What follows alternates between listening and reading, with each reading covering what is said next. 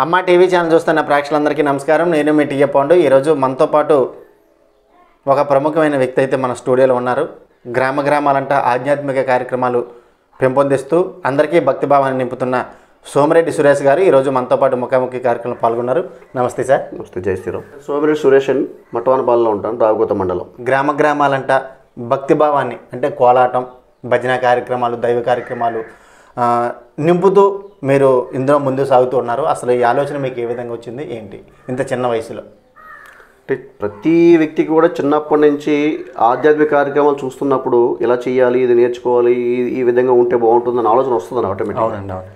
అలాగే మాకు కూడా ఏదో భజన చేయాలి, కోలాటం చేయాలి అంటున్న ఆలోచన ఎందుకు వస్తుందంటే, మా ఊళ్ళో గొర్రెల సత్యారా గారిని మేడవారి నుంచి వచ్చి మా ఊళ్ళో భజన నేర్పేవారండి. ఆయన చూస్తున్నట్టు అనిపిస్తుంటుంది, ఆయనలో నేను పాట పాడాలి, భజన చేయాలి అని ఆలోచన వస్తుంటుందండి. అలాగే కొంతమంది చిరతల గురువు గారు, మా నాన్నగారు చిరతలు ఆడేస్తుంటారు, వాళ్ళ చిరతలు చూసినట్టు నేను కూడా అలా చిరతలు వేయాలి అనిపిస్తుండేది. అలా కొంచెం నేర్చుకుని మనం నేర్చుకునే విద్యని 4 గ్రామాల్లో నేర్పాలనే ప్రయత్నంతో చిన్న ఆలోచన చేసుకుని ముందుకెళ్ళడం జరిగింది. ఈ కార్యక్రమానికి మన కొండపాలెం ముచ్చకల నాగేశ్వర గారు, అలాగే పనికుల దేవుడు గారు, మన చోడవరం నరసింహాచార్య గారు, మన రాఘోత శివాలయ పంతులు ఆంజనేయమూర్తి గారు, వీళ్ళందరూ మంచి సహాయ సహకారాలు అందిస్తున్నారు. గ్రామాల్లో మనం చేస్తున్నటువంటి ఆధ్యాత్మిక కార్యక్రమాలు, భజన కానివ్వండి, చిరతలు కానివ్వండి, చిటికలు కానివ్వండి, వీటన్నిటికీ వారందరూ ప్రోత్సాహం ఉంటుంది. వారితో పాటు మా మిత్రులు కరెంట్ శివశేఖర్ అని, అలాగే గొల్లి శ్రీనివాస్ గారు, మరపాక్ అని, వీళ్ళందరితో కలిసి చిన్న కార్యక్రమాలు గ్రామాలు నిర్వహించాలని ప్రయత్నం చేస్తున్నాం. మనం పూర్వం నుంచి కూడా ఈ భజన కార్యక్రమాలు, దైవ కార్యక్రమాలకి పెద్దపీఠం వేస్తుంది. అయితే ప్రస్తుతం నేటి తరంలో చూసుకుంటే భక్తిభావానికి దూరం అయిపోతున్నారు, ఈ భజన కార్యక్రమాలు కట్టి దూరం అయిపోతున్నారు. దానికి కారణం ఏంటంటారు? అంటే పాశ్చాత్య నాగరికత ఎప్పుడైతే గ్రామాల్లో ఎంటర్ అయిందో, అభివృద్ధి పేరుతో మనం చేస్తున్నటువంటి కార్యక్రమాలన్నీ కూడా వాళ్ళకి నెగిటివ్ ఆలోచనలు వచ్చేలాగా తయారవుతున్నాయండి. అవునండి. అంటే ఒకప్పుడు యువత ఏం చేసేవారంటే, తల్లిదండ్రులకు విధేయులుగా ఉండేవారు, లేదా గురువులకు విధేయులుగా ఉండేవారండి. కానీ ఈరోజు ఆ పరిస్థితి దాటిపోయిందండి. తల్లిదండ్రులకి చెప్పిన మాట వినే స్టేజ్ లేరు, గురువులు చెప్పినట్టుగా వినేట్లేరు. కుటుంబం పట్ల కానీ, సమాజం పట్ల కానీ, గ్రామం పట్ల కానీ బాధ్యతగా ఉండాలనుకున్న ఆలోచన వాళ్ళకి రావటం లేదండి. అవునండి. కారణం ఏంటంటే వారిలోని ఈ ఆధ్యాత్మిక శోభ అనే ఆలోచన లేదు వాళ్ళ దగ్గర. ఆధ్యాత్మికత ఎప్పుడైతే అలవాటు అయిందో, మన దేవాలయాన్ని మనం పరిశుభ్రం చేసుకోవాలి, మన ఇంటిని మనం శుభ్రం చేసుకోవాలి, మన గ్రామాన్ని అభివృద్ధి చేసుకోవాలన్న ఆలోచన వస్తుంది అనమాట. ఇది లేని కారణంగానే కుటుంబాలు భిన్నమై విచ్ఛిన్నం అయిపోతున్నాయి. ఆధ్యాత్మిక శోభ, సనాతన ఆధ్యాత్మిక కార్యక్రమాలు అంటే కుటుంబాన్ని ఒక్కటి చేసి ఉమ్మడిగా ఉంచుతూ ఉండేటటువంటి కార్యక్రమాలు నిర్వహించేవి. అవునండి. ఎప్పుడైతే ఈ ఆధ్యాత్మిక శోభ నశించబోతుందో, పిల్లల్లో కూడా విచ్చలవిడితనం, వెటకారతనం ఏదైతే అలవాటు అయిపోయిన దాని మీద గౌరవభావాలు కానీ, భక్తి మార్గాలు కానీ ఏమీ లేకుండా పోతుంది పిల్లలకి. గ్రామాలంటే భక్తి భావాన్ని, ఆధ్యాత్మిక భావాన్ని మీరు ముందుకు తీసుకెళ్తున్నారు కదా, రాబోయే తరాలకి మీరు ఏం చెప్దామని? అంటే రాబోయే తరాలకి చెప్పాల్సిన మెసేజ్ చాలా ఎక్కువ ఉందండి. మన పూర్వీకులు మనకి ఇచ్చినటువంటి ఈ ఆధ్యాత్మిక కార్యక్రమాల్ని మనం తరాలను అనుభవిస్తూ, ఆస్వాదిస్తూ ఈ యొక్క విద్యల్ని మన తరాలకు కూడా ఇవ్వాల్సిన అవసరం మన మీద ఉందండి, బాధ్యత ఉంది మన మీద. అవునండి. మన పూర్వీకులు చూడండి, గమనించండి మీరు, వాళ్ళు ఎప్పుడూ ఆరోగ్యంగా, ఆనందంగా ఉండేవారు. కారణం, ఉదయం సాయంత్రం వరకు పనిచేసినప్పటికీ సాయంత్రం రామకృష్ణ అనుకుంటే ఏదో ఒక ఆధ్యాత్మిక కార్యక్రమాలు ఉండేవారు. భజనో, కోలాటమో, చిటికల భజనో, హరిభజనో ఏదో కార్యక్రమాలు ఉండి ఎంతో ఉత్సాహంగా మరుసటి రోజు ఉదయం ప్రారంభం చేసేవారు. కానీ ఈ రోజుల్లోని కనీసం ఎవరికి కూడా ఆధ్యాత్మిక ఆలోచన లేదండి. ఎంతసేపు పాశ్చాత్య అలవాట్లకి, ఇంకొక రకమైన పోకడలకి అలవాటు పడిపోయి నెగిటివ్ యాక్టివిటీస్ తప్ప, అంటే తప్పుడు మార్గంలో వెళ్ళాలన్న ఆలోచన తప్ప ఆధ్యాత్మిక మార్గం, భక్తి మార్గంలో వెళ్ళాలన్న ఆలోచన ఈరోజు యువతకు తగ్గుతుంది. యువతలో అటువంటి కార్యక్రమాలు నింపగలిగితే, వాళ్ళ ఆత్మస్థైర్యం పెరిగే విధంగా మనం ప్రోత్సహించగలిగితే అది ఆధ్యాత్మికతలో మాత్రమే సాధ్యమవుతుందండి. అవునండి. ఇప్పుడు నేటి తరాన్ని మనం చూస్తున్నామండి. అవునండి. ఏదో ఎగ్జామ్స్ ఫెయిల్ అయ్యారని సూసైడ్ చేసుకోవడం, తల్లిదండ్రులు తిట్టారని సూసైడ్ చేసుకోవడం, ఏదో చిన్న సమస్య వచ్చిందని సూసైడ్ చేసుకోవడం. అంటే వాళ్ళలో ఉన్న శక్తి తగ్గిపోవడం వల్ల, అంటే ముందు జరిగేటువంటి మంచిని ఊహించుకోలేకపోవడం వల్ల, చిన్న కష్టాన్ని కూడా తట్టుకోలేకపోవడం వల్ల వాళ్ళ జీవితాలే పోగొట్టుకునే ప్రమాదకరమైన పరిస్థితుల్లోకి వెళ్ళిపోతాం. సమయంలోనే కుటుంబ వ్యవస్థ నాశనం అయిపోతుందండి.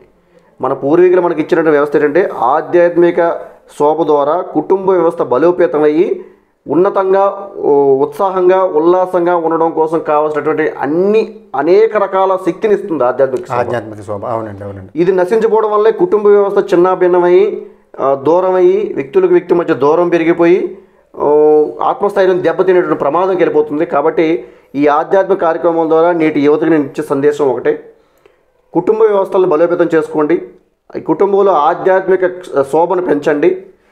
కుటుంబ సమేతంగా ఆరోగ్యంగా ఆనందంగా ఉత్సాహంగా ఉల్లాసంగా ఉండడం కోసం మీ వంతు ప్రయత్నం అందించండి. అసలు ఇంత చిన్న వయసులో ఈ భక్తి భావాన్ని అందరికీ అలవాటు చేయాలి, ఈ కోలాటం నేర్పించాలనే ఆలోచన మీ స్వతహాగా పుట్టిందా, లేదంటే ఎవరినైనా ఆదర్శంగా తీసుకుంటారు? స్వతహాగా పుట్టడానికి ఏ అవకాశం లేదండి. కొంతమంది గురువులు చూస్తుండగా నేర్చుకున్నటువంటి విషయాల్ని మరికొంతమంది చెప్పాలన్న ఆలోచన వచ్చింది. ఇంకొంచెం ఎక్కువగా పనిచేయాలన్న తపన అయితే ఉందండి. ఎందువల్లంటే గురువులు అనేవాళ్ళు ఈరోజు వాళ్ళ గురు స్థానాన్ని నిలబెట్టుకోలేకపోతున్నారు. గురువు అనే స్థానాన్ని అవమానించకూడదండి, అది మన ధర్మం కాదు. కాకపోతే ఇప్పుడు నేడు గురువులుగా ఉన్న వారిలో 100కి 90 మంది గురువులు వ్యసనాలకి బానిసైపోయి వారు నేర్చుకున్న విద్యని ఈ తరానికి చెప్పకపోవడం వల్ల ఆ విద్య అక్కడితో నశించిపోతూ ఈ తరం పాడైపోవడం గల ప్రధాన కారణం కూడా గురువేనండి. అవునండి. అంటే గురుస్థానాన్ని తక్కువ చేసి మాట్లాడదలుచుకోలేదు, కానీ గురువులు చాలామంది వ్యసనాలకు బానిస అయిపోయి వాళ్ళు చెప్పిందే వేదం అన్నట్టుగా చెయ్యాలన్న తపనతోటి, వీళ్ళు చెప్పినట్టు మిగతా వాళ్ళు చేయట్లేదన్న ఆవేదనతోటి ఆవేశంతో ఆ విద్యని చెప్పడం మానేసి అక్కడితో వదిలేస్తున్నారు. దాని ద్వారా నేర్చుకునే వాళ్ళకి చెప్పేవాడు లేడు, చెప్పే వాళ్ళకి నేర్చుకునే వాళ్ళు లేరు అంటగా తయారైంది సమాజం. ఇప్పుడు సమాజం ఆ విధంగా ఉంది, ఆ విధంగా ప్రమాదకర స్థితిలో ఉందండి. అవునండి. మన పూర్వీకులు ఏదైతే సంతోషంగా ఆనందంగా కుటుంబ వ్యవస్థను బాధ్యతగా ఉండేవారో వాటికి కారణం ఆధ్యాత్మిక కార్యక్రమాలు వాళ్ళు చురుగ్గా ఉండేవారు. ఆ పూర్వం రోజుల్లో ఉదయం సాయంత్రం వరకు కార్యక్రమాలు చేసుకొని వచ్చి సాయంత్రం ఏ గుడి దగ్గర లేదా ఇంటి దగ్గర కూర్చొని రామకృష్ణ హరిభజను, చిటికల భజను, కోలాటము ఏదో విధంగా భజనలో కూర్చొని రామకృష్ణ అనేవారండి. ఈ రోజుల్లో అది లేదండి. ఈ సెల్ ఫోన్లు టీవీలు వచ్చిన తర్వాత ఆడవాళ్ళందరూ ఆ డబ్బా పెళ్లి కంటిపోతున్నారు, మగవాళ్ళందరూ సాయంత్రం టీ కొట్టుకు పోతున్నారు, సాయంత్రం టానిక్ కొట్టుకు పోతున్నారు. దీని ప్రభావం నెక్స్ట్ తరం మీద ఖచ్చితంగా పడుతుందండి.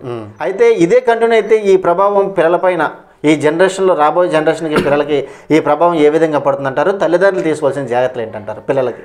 తల్లిదండ్రులు ఖచ్చితంగా పిల్లలకు చెప్పాలండి. ఈరోజు అన్ని కుటుంబాల్లో ఉన్న విషయమే, మా మాట వినరండి, వాళ్ళు నచ్చినట్టు చేసుకుంటారు అన్న సమస్య వచ్చేస్తుంది.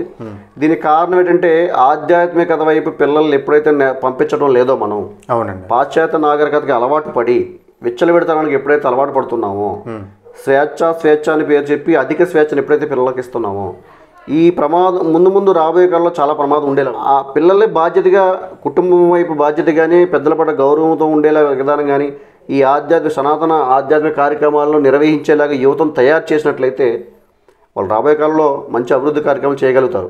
ఆధ్యాత్మికం వైపు, భక్తిభావం వైపు పిల్లలు వెళ్ళాలంటే తల్లిదండ్రులు తీసుకోవాల్సిన ముఖ్య కారణం.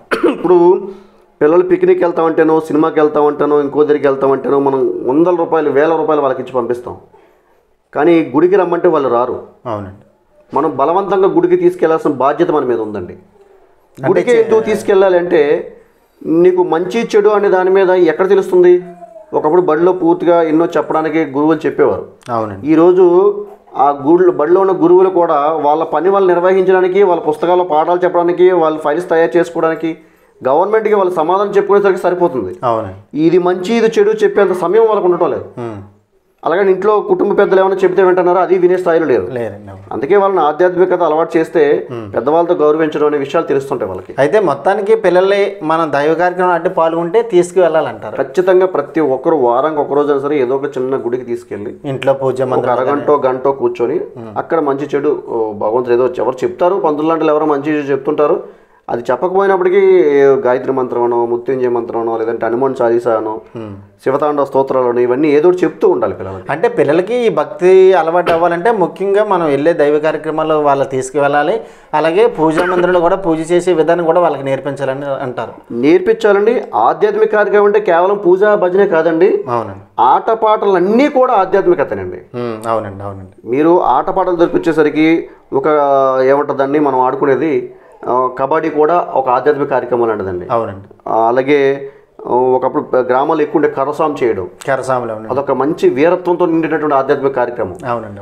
శారీరక దృఢత్వం పెరుగుతుంది, ఆధ్యాత్మికత పెరుగుతుంది, వాళ్ళ బుర్రలో ఉన్న ఆలోచనలు కొత్త ఆలోచనలు మంచిగా మారుతాయి. అవునండి. అంటే ఎప్పుడు ఉత్తేజంగా ఉల్లాసంగా ఉంటారు కరసాం నేర్పితే. అవునండి. కరసాం కానివ్వండి, చిటికల భజన, అలాగే చిటికలు వేస్తూ గరిడిగా నిల్చొని ఒక యూనిటీగా ఒక 10 మంది 20 మంది ఒక దగ్గరుండి ఒకే అడుగు మీద అడుగు వేస్తుంటే వాళ్ళ యూనిటీ పెరుగుతుంది, ఆ కలిసి ఉండే విధానం అలవాటు అవుతుంది. అలాగే కోలాటం. అవునండి. 20 మంది కోలాటం వేస్తూ ఉంటే చూడడానికి ఎంత ఆనందంగా ఉంటుందో వాళ్ళందరూ వేస్తుంటే.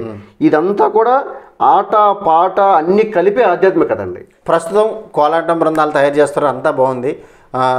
ముందు రోజుల్లో అంటే ఎక్కువ కదండి, ఒక 2-3 సంవత్సరాల క్రితం అయితే మాత్రం భజనలు అంటే నోటితో పాడించి అడుగులు వేస్తూ కోలాటం ఆడేవారు. ఇప్పుడు తరంలో చూస్తుంటే ఈ డీజే సాంగ్స్ అంటే అది ఎంతవరకు కరెక్ట్ అంటారు ఒక కోలాటం గురువుగా? సమాజం ఎటువైపు వెళ్తుందో ఒక్కసారి మారాలంటే మారడం కష్టం అవుతుందండి. అవునండి. సమాజంలోకి మనం వెళ్ళాల్సిన అవసరం ఉంది. ఇప్పుడంతా అంటే కంప్యూటర్ యుగం, స్పీడ్ యుగం, ఇదంతా స్పీడ్. అవునండి. ఇదంతా స్లోగా మేము నోటిపాట పాడతామంటే కొంతమందికి ఎక్కకపోవచ్చు, కానీ అందరినీ కలుపుకెళ్ళాలంటే నోటిపాట రావాలి, పాటలతో కూడా వేయడం అలవాటు. ఎక్కడ అంటే ఆ సమయానికి అక్కడ ఉన్న వాళ్ళని ఆనందింప చేయాలంటే ఆ విధంగా వేయాల్సిన అవసరం వస్తే వేయాలి ఖచ్చితంగా, కానీ ఆ వ్యవస్థలో కొట్టుకుపోకూడదు మనం. అవునండి. ఇప్పుడు ఎలా ఉంటుందంటే ఒక చోట ఒకటి పెట్టారని అదే అందరూ పెడుతూ ఉండడం, ఒక రూట్లో వెళ్ళారు అందరూ అదే రూట్లో పోవడం, అది కాకుండా అసలు ఆధ్యాత్మికత అలవాటు అవ్వాలంటేనే నోటి పాట పాడుతూ అడుగేస్తూ చిరత కొడితే అందులో ఉన్నటువంటి ఆనందం ఇంకో దాంట్లో ఉండదండి. అవునండి. అవునండి. నోటి పాట వస్తేనే కదా రేపు పొద్దున్న పలకడం అలవాటు అవుతుంది. అవునండి. నామం చెబితేనే కదా నీకు ఉన్నటువంటి సమస్య పోవడానికి. నోటి మాట పాడుతూ దాని పాట రూపంలో పాడుతూ చేతులు ఆడిస్తూ అడుగు కలుపుతూ 20 మంది ఒకే విధంగా అడుగేస్తూ 20 మంది ఒకే విధంగా చిరత కొడుతూ 20 మంది ఒకే నామంతో పాట పాడుతూ ఉంటే అందులో ఆనందమే వేరండి. అయితే మీరేనట్టు రెండిట్లీ సమ్మేళనం చేసుకుంటే వెళ్ళాలంటారు. రెండిట్లీ సమ్మేళనం చేసుకుని ఉండాలి. ఎక్కువ శాతం నోటి పాటకు అలవాటు పడలే చేయాలి. ఎందుకంటే ఈ సెల్ ఫోన్ కంప్యూటర్ వచ్చిన తర్వాత పిల్లలు మాట్లాడడానికి ఇష్టపడలేదు, మాట్లాడటం లేదు. సొంత భార్యాభర్తలు కూడా ఏమైనా మాట్లాడాలనుకుంటే నేను ఈ రోజు ఇంటికి రాను భోజనం చేసి అని వాట్సాప్లో పెడుతున్నారని సమాజం అలా తయారైపోయింది. అవును సార్, అవునండి. కనీసం ఫోన్ చేసి నేను వస్తాను రానని చెప్పుకోవడం కూడా ఖాళీ ఉండటం లేదు. వాళ్ళ రాబోయే తరాలకి ఇలా చూస్తుంటే మీరు గమనించండి, మాట్లాడడం రాదండి, రాసుకోవడం, సిస్టంలో కొట్టుకోవడం, ఫోన్లో కొట్టడం తప్ప, టైప్ చేయడం తప్ప అవునండి మాటలు రావటం లేదు. అవునండి. ఓకేనండి. అయితే మొత్తానికి జనరేషన్ మారే కొలది మనం మారాలి అంటారు. మొత్తం మీద రెండిట్లే సమ్మేళనం చేసుకుంటూ వెళ్ళాలని మేము ఊహ. ఓకేనండి. అయితే మీరు ఇప్పుడు గ్రామాలంట ఆధ్యాత్మిక భావాన్ని నింపుతూ కోలాటాలు నేర్పిస్తూ ఉన్నారు కదా, దీనిపైన ఏమైనా రాజకీయ ఒత్తిళ్ళు అలాంటివి ఏమైనా? అవి చాలా ప్రమాదకరంగా ఉన్నాయండి. ప్రతి గ్రామంలో కూడా మీరు రామ అన్న కృష్ణ అన్న కడే రాజకీయాలు పిలుగుతున్నారండి. అవునండి.